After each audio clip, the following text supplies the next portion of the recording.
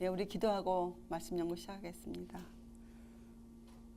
하나님 아버지, 저희들이 이 주님을 알아가는 일에 최선을 다할 수 있도록 도와주시옵소서. 하나님과 그의 보내신 자 예수 그리스도를 아는 일에 저희가 우뚝 서기를 원합니다. 저희의 그 하나님 아는 지식이 매일매일 높아질 수 있도록 도와주시옵소서. 감사드리오며 귀하신 예수님의 이름으로 아버지께 간절히 기도드리옵나이다. 아멘. 네, 우리가 이 주님을 알아가는 일에 정말 애써야 될 것이에요. 이 시간에는 그동안 우리가 이런 말 참 많이 하죠. 하나님의 백성, 또 뭐 이 시대의 진리, 우리가 꼭 들어야 할 기별, 이런 단어들을 우리가 그동안 종종 써왔고 우리가 많이 이해하고 있어요. 우리가 한번 이번 시간에 정리를 하는 시간, 과연 무엇을 정확히 뜻하고 또 우리가 다 알고 있지만 또 우리가 한번 이렇게 되새기는 그런 시간을 갖겠어요. 여러분, 이 시대의 진리를 아는 자들, 우리들 아닙니까? 예. 기존 교회들이 가르쳐주지 않는 가르침, 또 듣지 못하고 있는 기별들, 특별히 우리가 다니엘서와 요한계시록을 통해서 앞으로 이 지구의 역사가 어떻게 될 것이다, 하나님이 인류의 구속의 그 결론을 위해서 어떠한 일을 하실 것이다, 이런 것들이 계시록에 많이 나와 있잖아요. 특별히 계시록 14장에는 그 천사가 날아다니는 것으로 해서 상징적으로 이 마지막에 전해져야 될 기별이 세 부분으로 나와 있잖아요. 그래서 우리가 첫째 천사의 기별, 둘째 천사의 기별, 셋째 천사의 기별 이렇게 나와 있잖아요. 그런데 이것을 잘 모르는 사람들도 요새 보면 이 짐승의 표의 환란 때문에 많이 그 고민들을 하고 이런 말 저런 말을 하고 있지 않습니까? 근데 짐승의 표 환란이라는 단어가 분명히 성경에 나와 있어요. 그러니까 우리가 분명히 알아야 될 것이에요. 분명히 우리가 알아야 될 부분이란 말이죠. 그래서 그 14장 6절부터 12절까지의 그 주님 말씀을 잘 살펴보면 우리 라오디게아 교회에 살고 있는 우리하고 맞아가는데 우리들이 꼭 알아야 된다 하는 이런 기별들이에요. 이런 소식들이란 말이죠. 기별이 한국말이에요. 기별, 소식, 좋은 말이에요. 기별. 근데 그동안 오랫동안 써오지 않던 단어라 좀 우리 귀에 익숙하지가 않지만 분명히 우리 한국말이에요. 기별. 그래서 이 마지막 기별, 하나님이 마지막으로 우리에게 주시는 경고의 말씀이거든요. 우리가 그건 잘 알고 있어요. 그것을 우리가 이 시대의 진리다, 현대의 진리다 이렇게 불러요. 하나님이 막 하는 그 말씀이 있지만 노아 시대 때 어떤 기별이 노아가 110년 동안 외쳤습니까? 방주에 들어오라는 기별이었잖아요. 그랬던 것처럼 이 시대 우리들도 정말 주님의 재림을 사모하는 자들로서 꼭 알아야 되는, 그리고 꼭 그렇게 전해야 되는 기별로서 주셨단 말이죠. 그래서 그것이 처음 시작이 영원한 복음이었어요. 그래서 우리가 그동안 많은 시간 동안 이 복음을 이해하기 위해서 많은 것을 공부했잖아요. 복음. 이 복음은 사실 복음과 율법은 같은 것이었잖아요. 공부해 보니까. 율법이 뿌리라면 복음은 뭐예요? 그 뿌리에서 영양분을 받아서 그 나무가 맺는 열매들을 복음이라 이렇게 부를 수 있었어요. 우리가 사실은 율법과 복음이 한 가지죠. 그리고 그것은 예수 그리스도를 보여주고 있고, 이런 것들이 현대 진리였어요. 마지막 시대에 사는 주의 백성들이 꼭 알아야 되는 그런 사실 기별들이었거든요. 자, 그러면 이 시대에 교회가 많습니까? 이 시대의 종교계가 얼마나 큽니까? 방대하잖아요. 그런데 성경을 읽어보면 우리가 참 이해하기 어려운 말씀들이 있어요. 믿음은 모든 사람의 것이 아니라, 또 내가 올 때 믿음을 보겠느냐, 이런 아주 좀 부정적인 그런 문구들이 나오거든요. 그런 걸로 미뤄보아서 이 하나님의 백성이라는 그 백성, 또 계시록에 나오는 그 하나님의 백성의 줄기를 또 공부해보면 결코 많은 숫자가 아님을 우리가 알 수 있어요. 이 주의 백성이. 그러니까 이 시대의 진리는 있지만 그 진리를 진실코 이해하고 있는 자들의 숫자는 분명히 많겠습니까? 적겠습니까? 분명히 적다라는 결론이 나와요. 이 시대의 진리를 이해하고 있는 자들은 분명히 적다, 이렇게 결론이 나온단 말이에요. 그래서 결론적으로 보면 다니엘서와 요한계시록을 통해서 주님의 마지막 기별을 이해한 자들은 과연 어떠한 사람들인가, 이것이 중요하지 않겠어요? 그 기별 자체를 이해하는 것도 참 중요하지만 그 기별을 이해하고 있는 사람들은 과연 누구인가, 어떠한 사람들인가를 우리가 알아야죠. 왜냐면 우리는 보이지 않는 하나님을 보이는 것처럼 믿는 거잖아요. 우리가. 그래서 우리도 이 세상에게 보이지 않는 하나님을 우리가 어떻게 해요? 보여드려야 돼요. 세상을 향해서. 그렇기 때문에 경고의 기별을 아는 것만 갖고는 부족해요. 충분하지가 않아요. 그 기별을 알았다 하면 도대체 그런 기별을 갖고 있는 사람은 도대체 어떤 사람들인가? 여기에 우리의 주의가 있어야 돼요. 우리의 포커스가 글로 가야 돼요. 자, 그러면 많은 말을 했는데 줄이면 그것이 이 시대의 진리를 이해한 자들은 과연 어떠한 사람들인가? 무엇을 알았기에 그 마지막 전해진 기별 중에서 어떠한 중심 사상을 알았기 때문에 그 기별을 이해한 자들이 될 수 있을까? 여러분, 기별을 알고 있는 것과 주님이 전하신 메시지를 알고 있는 것과 주님이 그 안에 놓고 있는 사상을 이해한 것과는 또 차이가 있지 않아요? 이해한 높이, 깊이의 차이가 있잖아요. 글을 읽고 이 기별을 이해한 건 이해할 수 있어요. 아, 복음을 알아야겠구나. 그리고 지금 바벨론 교회들 이렇게 부르고 있구나. 교회 안에 이런 많은 오류가 들어가 있구나. 짐승의 표가 우리가 이렇게 받지 말아야 되겠구나.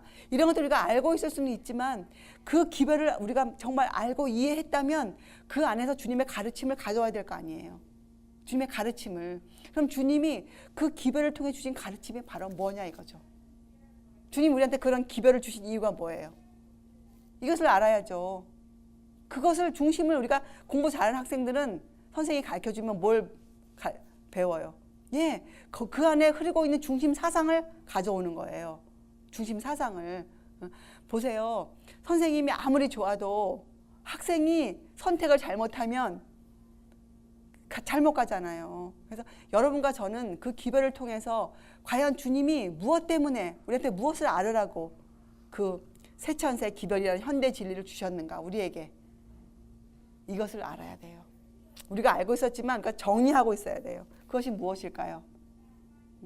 우리 선배도 그런 말을 했어요. 다니엘서와 요한계시록을 진정으로 이해하고 있는 사람들은 이 시대에 특별한 그리스도인 경험을 하게 될 것이다. 그만큼 중요한 것이기 때문에 그래요. 이것을 하느냐 못하냐에 따라서 어떻게 해요? 영생을 얻을 수 있느냐 안 되느냐가 달려있거든요. 자, 물론 전체적으로 주님께서 말씀하시기를 성경에 어떻게 기록되었느냐 너는 어떻게 읽느냐 이렇게 말씀 주셨어요. 그죠? 그 말씀에 비교해봐도 맞잖아요. 어떻게 읽었냔 말이에요. 우리는 우리에게 전해진 그 세천세의 기별을 우리는 어떻게 이해하고 있는가, 무엇을 그 안에서 깨달아 알았는가 한번 여러분이 마음에 질문해 보셔야 돼요. 이렇게 결론 낼 수가 있어요. 이 시대의 진리를 이해한 자들은 주님께서 하시는 구원의 계획이 뭡니까? 우리를 하나님의 형상으로 회복시키는 일이잖아요. 그 일에 동참하고 있는 자들이죠. 그렇죠? 그렇게 결론 내릴 수 있죠. 또 그들은 계시록에 나오는 각 교회마다 나오는 이기는 자들의 이에요. 이기는 자들에 속해 있어요. 또 이들은 예수님이 갖고 계신 그 온유한 심령을 끝까지 지키고 있는 자들이에요. 또 이들은 가인이 하나님께 불평했던 말, 내가 동생을 지키는 자입니까? 맞아요. 이들은 형제를 돌보는 자들이에요. 형제들을. 왜냐? 예수님의 가르침이 내 이웃을 내 몸과 같이 사랑하라 였기 때문에 우리는 형제를 돌보는 자들이에요. 이러한 자들이 바로 누가 된다고 마지막에 나와 있는가? 재림을 사모하는 자들이 되는 거예요. 이러한 자들이. 그리고 이러한 자들을 성경에서는 14만 4천이라 불렀어요. 우리가 그 14만 4천 숫자가 중심이 아니죠. 우리는 어떠한 자들인가, 어떠한 자들이길래 이기는 자에 속하고 어린 양의 그 피에 옷을 씻어 희게한 자들이라고 그렇게 불러질 수 있을까? 그것이 우리가 알아야 되는 것이거든요. 우리가 그래서 여러분 이제쯤 여러분들이 이해가 가실 거예요. 마음에 이거구나 하고 나올 거예요. 이 시대의 진리를 이해하고 있다는 말은 다른 말로 하면 이것이에요. 나의 이 품성, 나의 이 잘못된 품성이 꼭 주의 품성으로 변화되어야만 된다. 이것을 깨달아 아는 거예요. 내가 영생을 얻기 위해서는 내가 주님께 모욕을 돌려드리지 않기 위해서는 나의 이 더러운 품성이 주님의 품성으로 닮아가는 그 일에 성공해야 된다. 그것이에요. 바로 우리에게 세천세 기별이란 현대 진리를 주신 이유는, 예수님께서 그 가르침을 주신 이유는 바로 우리가 품성 개발이라는 것을 깨달아 알아가기 위해서예요. 품성 개발. 여러분과 저의 품성이 어떻게 변화됩니까? 우리의 노력으로요? 아니에요. 우리가 어떻게 해요? 새 마음을 받아야 된다고 배웠어요. 그렇죠? 그리고 우리가 변화가는 전 과정을 누가 하신다고 나와 있습니까? 보혜사 성령님께서 그 일을 하신다고 나와 있어요. 여러분, 실제적으로도 보혜사 성령님은 어느 때 오셨어요? 예수님이 승천하시고 나서 오신 분이잖아요. 그분이 하시는 바로 그 역할이 이거예요. 우리에게 우리의 타락된 본성에 새로운 본성을 주시는 일을 하시는 거예요. 그래서 여러분과 저는 무엇을 해야 됩니까? 우리는 이런 말씀에 따라 교훈의 가르침을 받고 우리가 선택을 해야 돼요. 우리가 어떤 길로 갈 것인가. 자, 여러분, 어쩌면요, 여러분과 저도 유혹에 넘어질 수 있고, 그렇죠? 우리도 항상 그러한 위험성을 갖고 있잖아요. 또 우리가 어떤 죄 지은 사람들에게 우리가 요구하는 것들이 있잖아요. 우리가 어떤 죄 지은 형제를 보면 가서 우리가 하는 행동이 있잖아요. 이렇게 하십시오, 저렇게 하십시오. 우리도 그런 말을 들어야 될 사람임에 틀림이 없어요. 우리가 이러한 부분에서 우리가 높아지거나 우리가 다른 마음을 품을 수가 없죠. 그렇잖아요? 그리고 우리가 성경을 보면요, 예수님은 어떠한 사람들을 보호하시냐면 가장 연약한 자들을 보호하셨어요. 성경을, 구약도 보면, 구약에 여러분 이런 거 기억나시죠? 출애굽할 때 그들이 얼마나 힘들었겠어요. 그 출애굽하는 동안에 그 많은 사람들 중에 이 청년들만 있었던 게 아니잖아요. 나이 많은 사람들, 어린 아이들, 부녀자들, 이런 사람들이 있었거든요. 그 많은 그 60만이나 되는, 실제로는 한 200만 된다고 그러죠. 다 여자와 그 아이들 다 합하면 그 큰 행렬에 있어서 뒤처진 사람들이 있지 않았겠어요?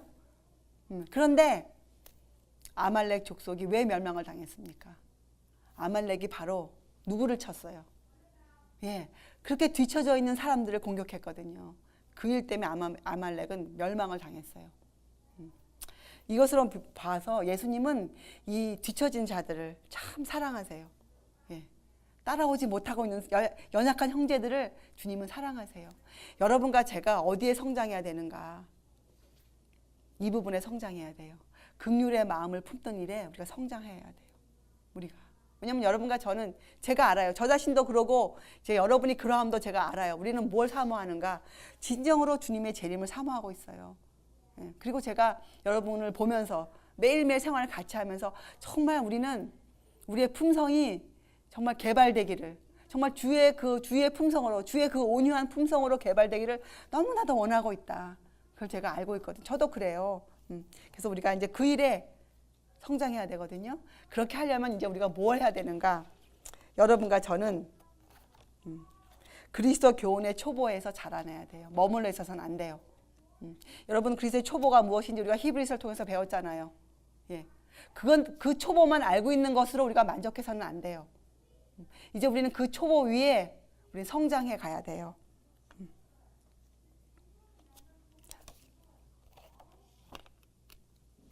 여러분, 한번 우리의 마음을 살펴보세요.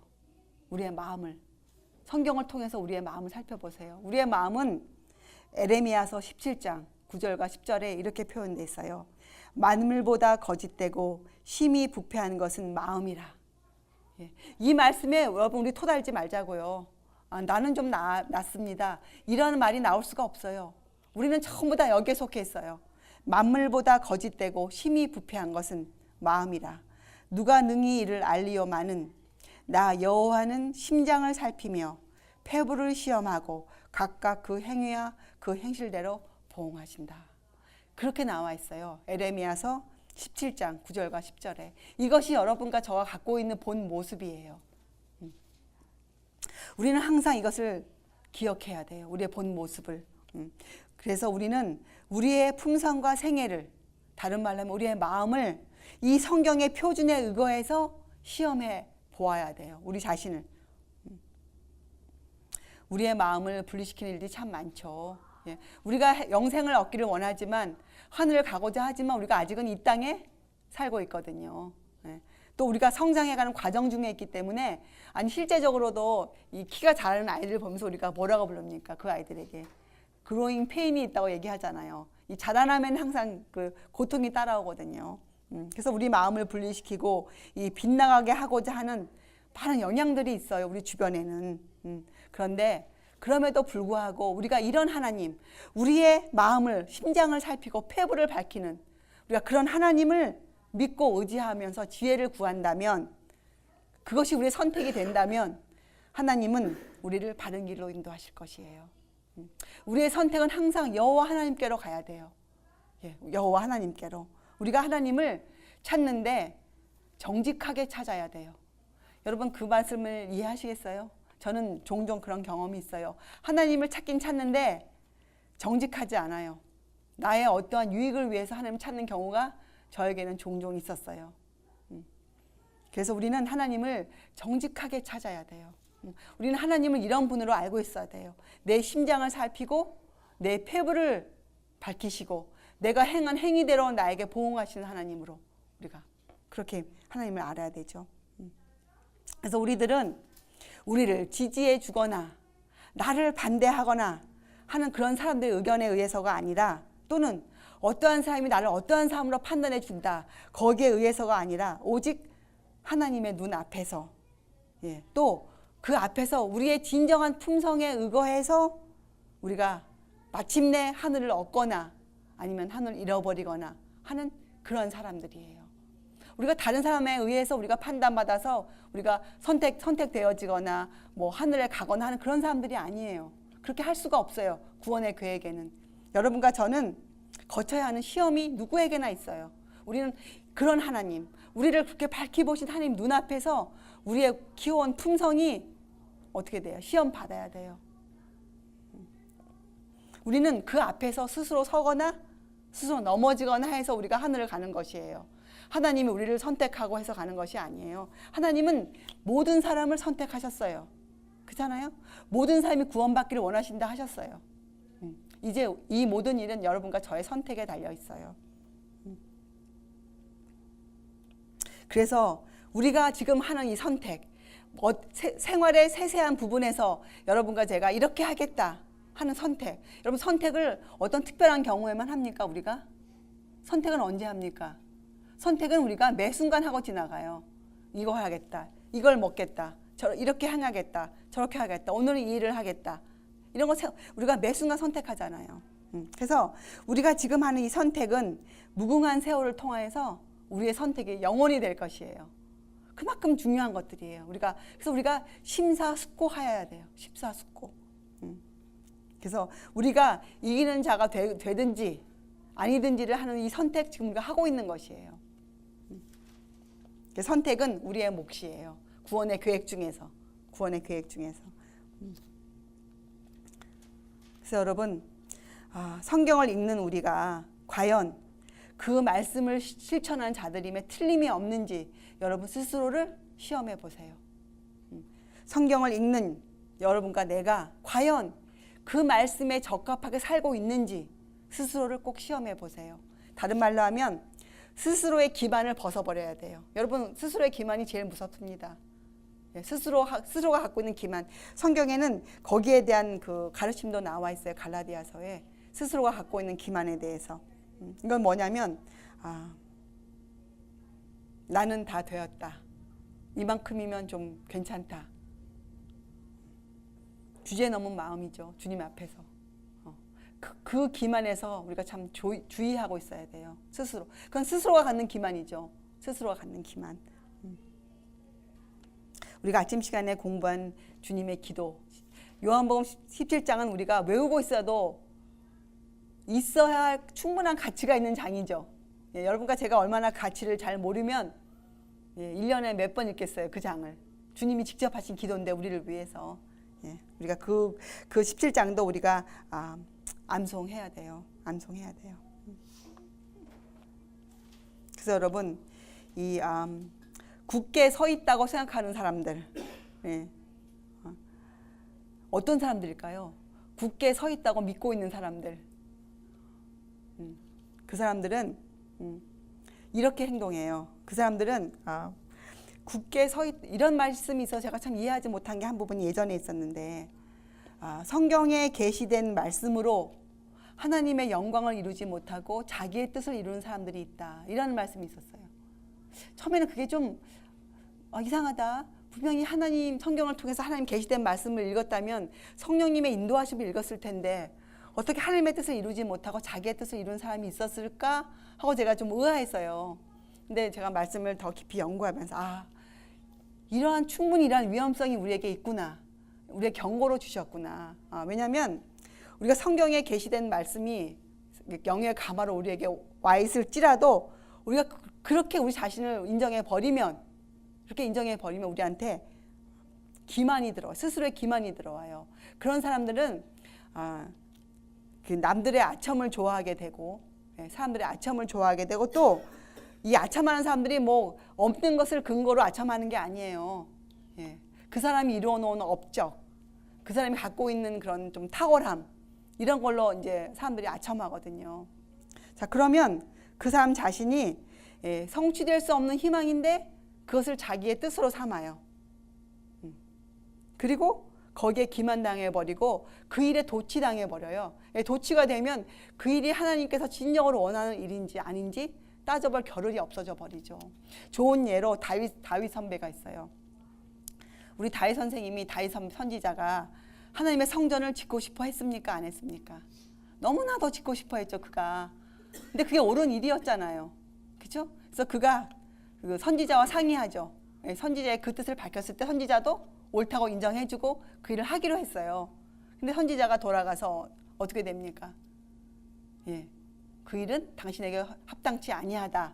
이런 말씀을 갖고 오잖아요, 다윗에게. 당신의 아들이 그 일을 하여야겠다. 근데 거기에 읽어보면 다윗이 한 번도 주님께 거기에 대해서 왜요? 왜 나는 안 되는데요? 했거나 아니면 선지자 말을 무시하고 자기의 뜻을 관철시키지 않았어요. 그래서 우리가 이것을 분별해내야 돼요. 성전을 짓는 일은 분명히 하나님의 뜻이 맞아요. 그런데 그것이 다윗이 하는 것은 하나님의 뜻이 아니었어요. 이게 우리가 이것을 분별해 봐야 돼. 이것을 분별하려면 우리는 항상 우리의 위치를 지키고 있어야 돼요. 우리의 위치를. 우리 아침에 공부한 것처럼 항상 배우는 자의 입장에, 항상 주님의 말씀에 귀를 기울이는 자. 그리고 우리가 지금 읽은 것처럼 내 마음은 항상 거짓되다.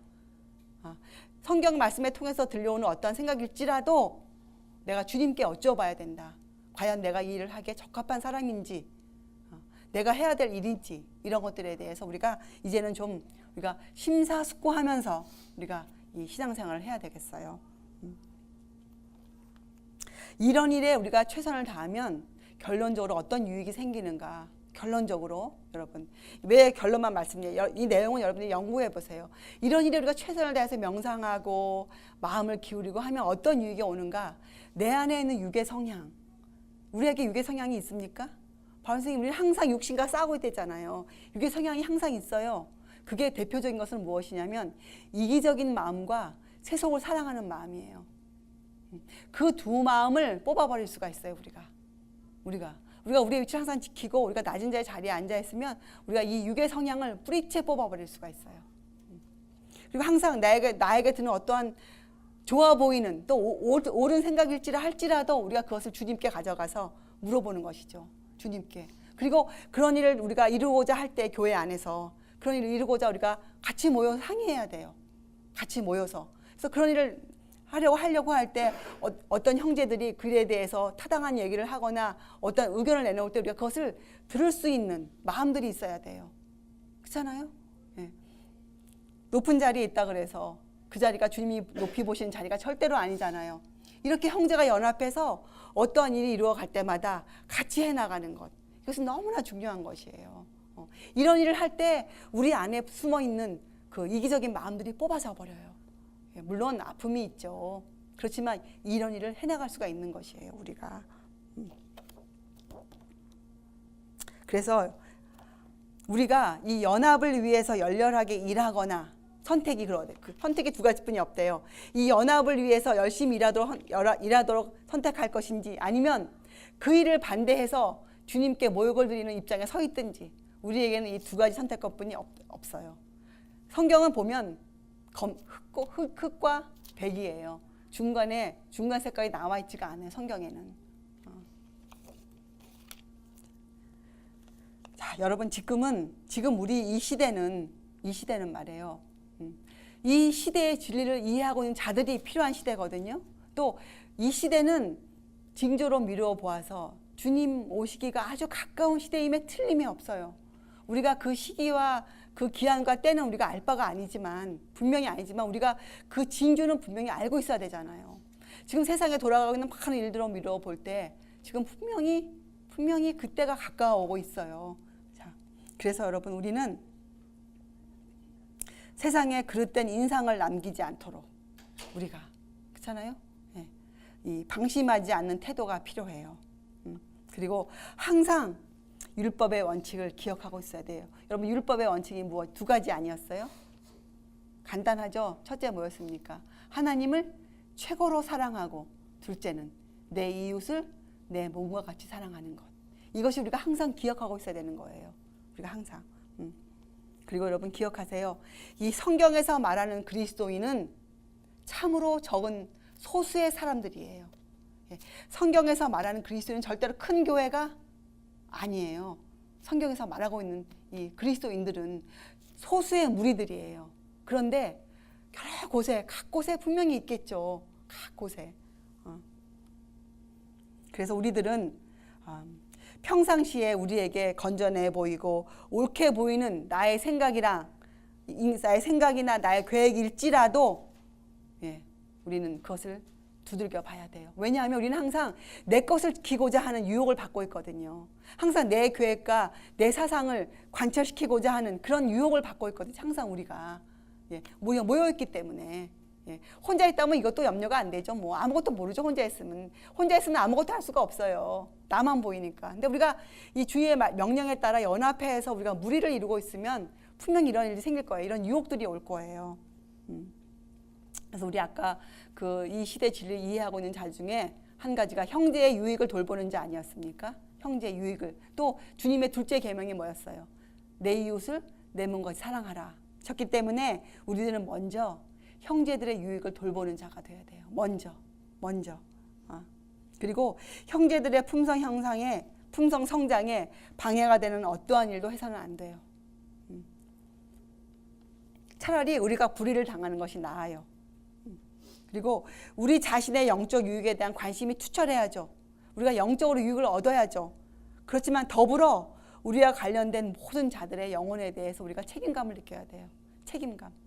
여러분 요새는 이 세상은 참 책임감이 흐려진 시대예요. 부모들도 자식에 대해서 그리 큰 책임을 느끼고 살고 있지 않는 시대예요. 부모들도 부모들의 것을 고집하는 시대거든요. 사실 부모가 된다는 것은 뭐예요? 자식을 위해서 모든 것을 희생하고자 하는 마음이 있어야 되잖아요. 그게 부모 아닙니까? 부모. 특별히 엄마들은. 근데 요새는 그렇지가 못하거든요. 그래서 우리는 그것을 회복해야 돼요. 우리들은 우리와 관련된 모든 형제들의 영혼을 내가 책임지고 있다. 책임감을 느껴야 돼요. 저 형제가 어떤 일로 슬퍼하거나 어떤 일로 참 괴로워할 때 거기에 대해서 같이 책임감을 느끼고 있어야 돼요. 우리가. 그렇게 하잖아요. 그러면 우리에게 무엇이 흐르는 줄 아세요? 우리가 그렇게 서로가 하면 주님의 사랑이 흐르거든요. 근데 여러분 아시지만 주님의 사랑은 무슨 힘이 있습니까? 주의 사랑은 강권하는 힘이 있어요. 주의 사랑은 내가 하기 저 형제가 만약에 나한테 이렇게 해주면 내가 어떤 때 그게 좀 하기 싫고 좀 어려웠더라도 그 힘에 영향을 받아서 그 형제의 그 영적인 힘에 내가 힘을 받아서 내가 그 일을 할 수 있는 사람이 되어져요. 그게 유익이에요. 우리는 서로에게 이런 사람이 되어져야 돼요.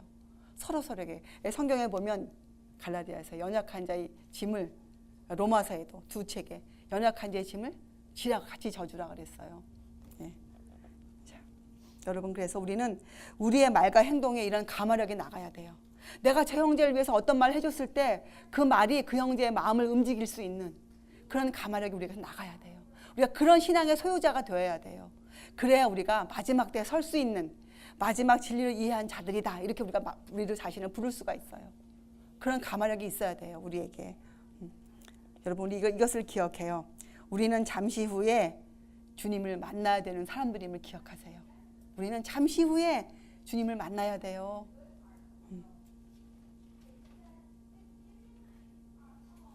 우리에게는 정직과 신실한 성실한 믿음이 필요해요. 여러분, 주님이 우리에게 명령하신 게 있어요. 이 마지막 기별을 이해한 자들에게 우리에게 이렇게 명령하세요. 너희는 더 높이 올라오너라. 너희는 어디에까지 올라오너라. 나에게까지 자라나라. 높이 올라오라. 이렇게 우리를 부르시고 계세요. 그래서 여러분, 우리는 이제 이 초보에서 성장합시다.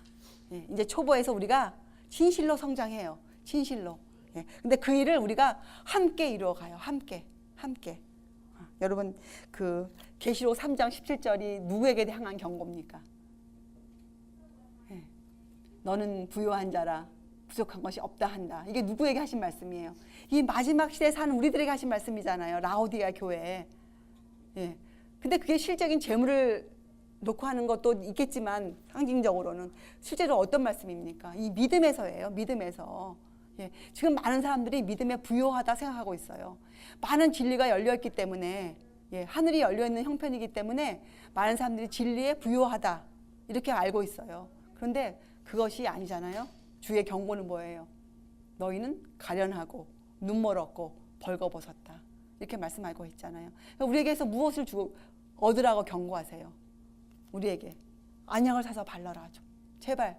그렇잖아요? 예, 분별력. 분별력이 있어야 되는 거예요. 우리가 분별력. 어떤 우리가 영적인 것, 거짓 것을 분별하는 분별력도 중요하죠. 거기서 자라나야 돼요. 어디에까지? 내 자신의 것을 분별해 보는 것이에요. 내 스스로의 것을 분별해 보는 것. 내가 진리를 알고 있다 하지만 과연 이것이 주님의 뜻인가? 이런 것들을 분별해 보는 것이 필요해요. 그런 사람들에게는 하나님이 주신 약속도 있잖아요. 그래서 우리가 이 계시록 3장 17의 경고를 이렇게 이해해야 돼요. 형식적인 종교, 생명력이 없는 말. 그리스도인이 얼마나 많은 말을 합니까? 우리들도. 그런데 그 말이 그냥 허지로 가는 말이면 안 되잖아요. 그 말이 내 이웃에 갔을 때 그 이웃에게 감화를 줘야 되잖아요. 예? 예. 우리는 이런 생명력이 없는 말을 하는 사람들이 아니에요. 우리는 주님과 살아있는 영적인 관계를 맺고 있는 사람들이기 때문에 우리가 하는 말과 행동에서는 이런 생명력이 나가야 돼요. 생명력. 우리가 이렇게 성장해 가야 돼요. 그리고 우리의 품성에 도덕성이 함께 있어야 돼요. 우리의 품성에 도덕성이 같이 있어야 돼요. 도덕성. 이렇게 돼야 우리가 계시록 3장 17장에 나와 있는 눈멀지 않고 벌거벗지 않은 자가 되는 것이죠. 그래서 우리는 교만, 세속주의, 형식주의, 자만 이런 것들을 주의해야 돼요. 그리고 우리는 우리 자신이 얼마나 부족한 사람인지를 알아야 돼요. 우리가 우리 자신의 부족함을 깊이 알아갈수록 우리가 점점 더 주님께로 올라갈 것이에요. 다니엘 선배처럼. 그렇죠? 앞으로는 밖에서 오는 시련들이 많아질 시대예요.